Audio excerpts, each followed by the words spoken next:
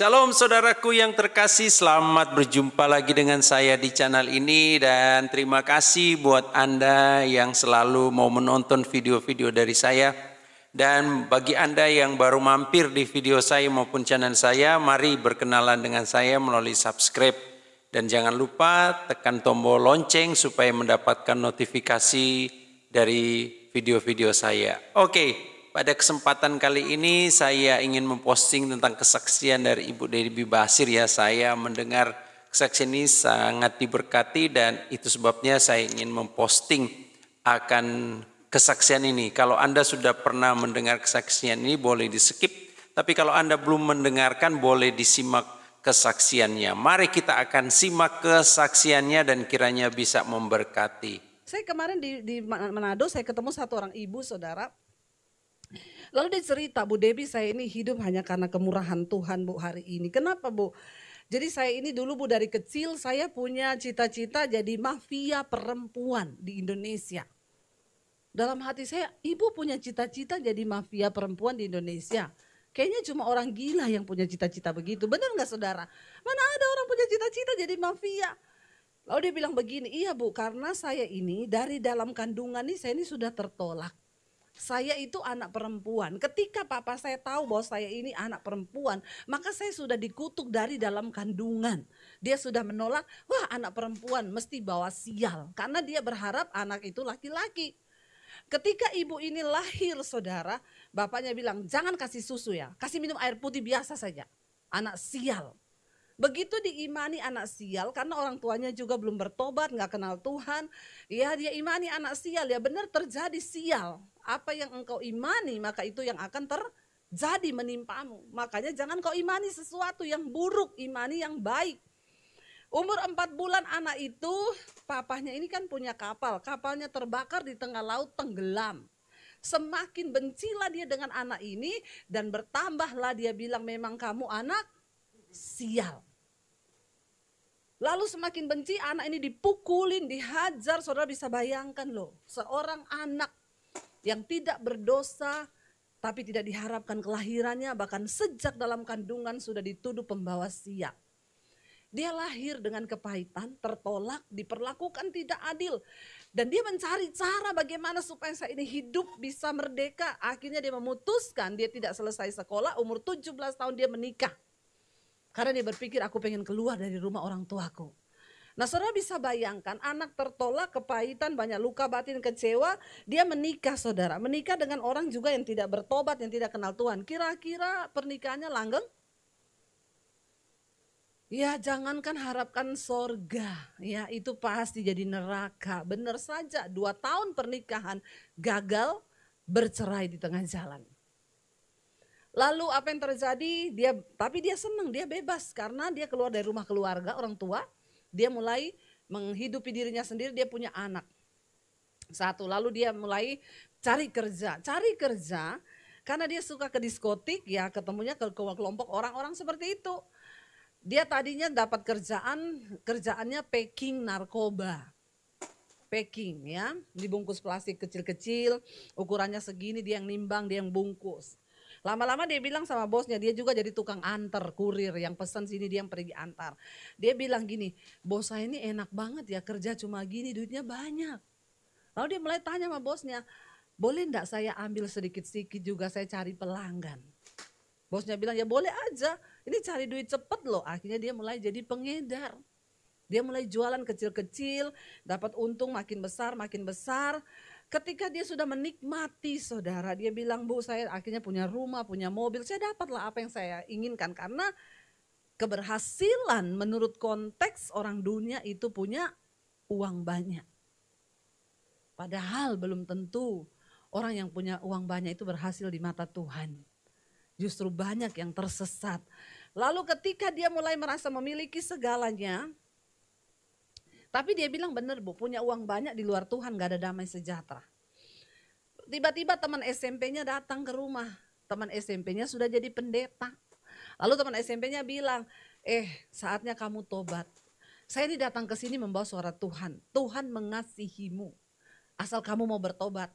Dia ngomong sama teman SMP-nya yang jadi, kamu salah minum obat ya. Kenapa kamu jadi pendeta? Astaga, hari gini orang masih mau senang-senang. Nanti tobat itu kalau udah tua, mau mati baru tobat. Temannya pulanglah saudara, nggak diterima omongannya. Bener, nggak berapa lama, berapa bulan kemudian dia ketangkep polisi. Dia masuk penjara di sel, tapi karena ada uang, ada backingan, cuma 4 bulan di penjara dia keluar. Bukan semakin baik, semakin menjadi. Dia jadi pengedar yang lebih berat lagi, lebih tinggi lagi kelasnya. Uangnya makin banyak, tiba-tiba saudara dia ketangkap polisi yang kedua. Kali ini dia divonis penjara 6 tahun. Dia bilang, ada duit kok, gampang, ada backingan. Ternyata tidak ada seorang pun yang menolong dia. Dia suruh adiknya jual mobil, jual rumah untuk jaminan. Habis semuanya, tapi dia tidak bisa keluar dari penjara. Disitulah dia terpuruk, dia terpukul, dan dia menyadari bahwa tidak ada seorang pun yang bisa lagi menolong. Saat itu adiknya bawa lagi temannya itu, yang pendeta datang ke penjara, layani dia. Tapi dia bilang, ya udah aku mau buka hati bagi Tuhan. Tapi dia bilang, saat itu Bu, saya cuma nipu-nipu di dalam hati. Saya bilang, supaya Tuhan bebasin aku dari penjara. Lalu dia didoakan saudara, dia terima Yesus. Tadinya dia juga gak kenal Tuhan di agama lain. Dia mulai berdoa. Ya, kalau orang di penjara, maka doanya apa? Bebaskan kami. Ya, saudara pernah di penjara? Pernah di penjara ya Pak ya? Kok kayaknya menjiwai banget ya Pak ya? Ya, tapi memang benar. Orang di penjara pasti doanya, aku pengen bebas dalam nama Yesus. Aku percaya mujizat terjadi. Dia nangis, dia jengking di penjara. Tiap hari doanya sama. Tuhan, bebaskan aku. Aku percaya kuasa-Mu dahsyat. Aku percaya Engkau sanggup. Engkau Tuhan yang mampu. Engkau Tuhan pembuat mujizat. Aku bebas dalam nama Yesus. Dia saudara, ya di penjara 1 tahun pertama dia doa terus, doanya sama. Bebaskan aku. Bebas? Enggak. Tawar hati? Iya. Kecewa sama Tuhan? Iya. Namun puji Tuhan di penjara itu ada pelayanan rohani. Ya, dia buka hati, dia mulai baca Alkitab. Lalu dia bilang, Tuhan, aku sadar enggak ada satu pun manusia yang bisa tolong saya sekarang. Cuma Engkau. Tuhan, aku buka hati bagi Engkau, apa rencanamu, apa maksudmu aku ada di penjara. Saudara, di dalam segala perkara Tuhan itu turut bekerja untuk kebaikan kita. Tapi banyak orang gak tahu bahwa kemurahan Tuhan itu cukup. Lalu dia mulai cinta Tuhan dari hati, dia mulai nangis berserah sama Tuhan. Ketika dia baca Alkitab, dia tahu firman Tuhan berkata, engkau tahu sekarang bahwa Allah turut bekerja bagi kebaikanmu, bagi orang yang terpanggil sesuai dengan rencana Allah. Dia bilang, Bu, saya mulai merubah doa saya. Dia mulai berdoa begini, Tuhan, kalau Engkau memang mengizinkan aku harus jalani masa tahananku ini, maka Tuhan, aku berdoa, beri aku kekuatan, damai sejahtera dan sukacita untuk menjalani masa tahananku ini. Lalu dia mulai berubah. Dia bilang ternyata, jadi bukan soal di diskotik atau di penjara. Waktu engkau berhasil mengenal rencana dan kehendak Tuhan atas hidupmu, maka pandanganmu berubah. Cara pikirmu berubah. Dia bilang di penjara saya bersuka cita, Bu. Di penjara saya damai sejahtera. Saya kuat di penjara. Setiap hari yang saya harapkan hanya berdoa bertemu Tuhan, ada damai yang begitu luar biasa. Sebaliknya, waktu engkau tidak mengerti rencana Tuhan, sekalipun engkau lagi ada di diskotik, engkau dugem, engkau dimanapun, kalau engkau gak ngerti rencana Tuhan, hidupmu gak akan pernah damai. Amin. Dia mulai berubah saudara. Makanya saudara, kenapa banyak orang doanya gak dijawab? Sebenarnya bukan gak dijawab, tapi karena engkau salah berdoa. Jangan ngotot minta keinginanmu sebab Tuhan tahu kebutuhanmu. Bagi Tuhan lolosin dia dari penjara bisa enggak? Bisa, semudah Tuhan hanya berfirman.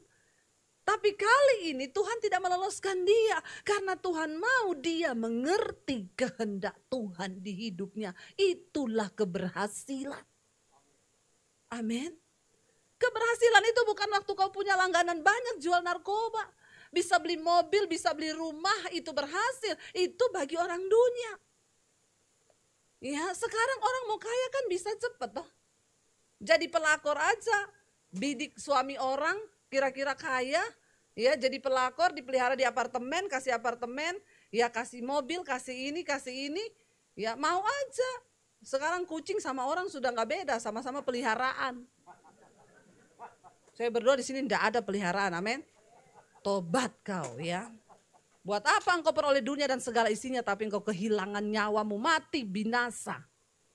Saudara, tapi ketika dia mengerti kehendak Tuhan, dia bilang, Tuhan, aku tidak berdoa supaya engkau lepaskan aku dari penjara.